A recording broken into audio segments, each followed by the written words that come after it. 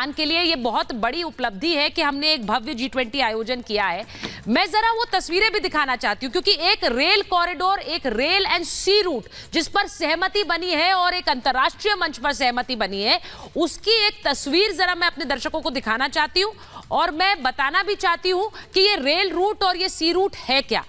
ये सी रूट और rail route क्या है, ये जरा अपने दर्शकों को बताएं कि ये इकोनॉमिक कॉरिडोर भारत से यूरोप तक सीधा रास्ता है, ये कमर्शियल रूट होगा और कैसे इसमें रेल नेटवर्क और जहाजों का एक नेटवर्क होगा, ये रास्ता बनाया गया है। इसके बारे में हमने कल बात की जब ये स्वीकृति बनी, लेकिन अब आपको बता रहे हैं कि यूरोप और मिडिल ईस्ट और एशिया, ये सारे देश इससे जुड़ते चले जाएंगे और माल लाने ले जाने में इसमें आसानी होगी और उस वजह से कैसे ये सस्ता भी होगा।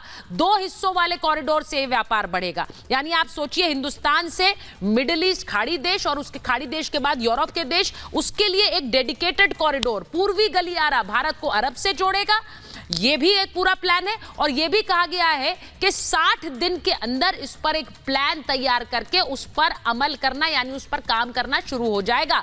ये इस तरह से चलेगा। अब मैं जरा एक रूट बताना चाहती हूं कि कैसे ये रूट चलेगा। अगर हम वो वाला ग्राफिक दिखाएंगे आप लोग सवार बेहतर समझ पाएंगे।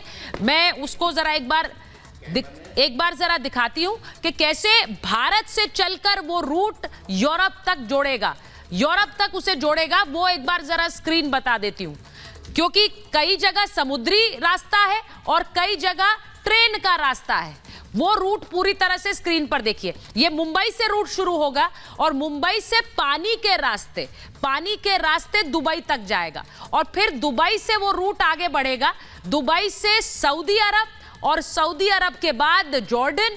ये पूरा रेल रास्ता यानी सड़क का रास्ता इजराइल तक, और इजराइल के बाद एक बार फिर ऊपर जब यूरोप की तरफ जाएगा इटली का रास्ता, तो वो पानी के रास्ते होगा, फिर फ्रांस तक। ये पूरा एक डेडिकेटेड कॉरिडोर है। इसमें कितने देश जुड़ गए आप देखिए, Bharat, UAE, Saudi Arab, Jordan, Israel, Italy, France, Germany और अमेरिका का भी इसको समर्थन है। तो ये पूरा एक रेल रूट प्लस जहाज का रूट, पानी का रूट, और इससे जब चीजें ले जाई जाएंगी अलग अलग देशों में, तो उसमें अलग अलग देशों का भी फायदा है और मुनाफा भी है। अब